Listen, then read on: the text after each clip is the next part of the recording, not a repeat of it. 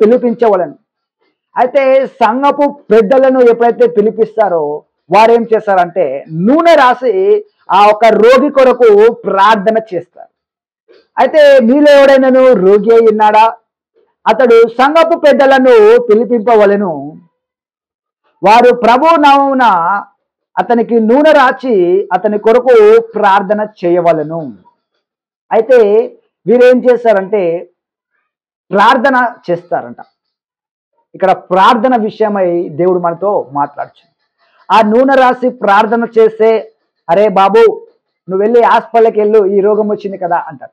కానీ కొన్ని సందర్భాల్లో ఆ రోగము హాస్పిటల్కి వెళ్ళినా కూడా, వైద్యులు చూసినా కూడా, డాక్టర్స్ చూశారు కూడా, వారు ఏం చేశారంటే ఇది మా వల్ల కాదు, ఈ వ్యాధికి మందు లేదు, ఈ బీపీకి షుగర్కి మందు లేదు, నీ జీవితాంతము నువ్వు వాడాల్సిందే,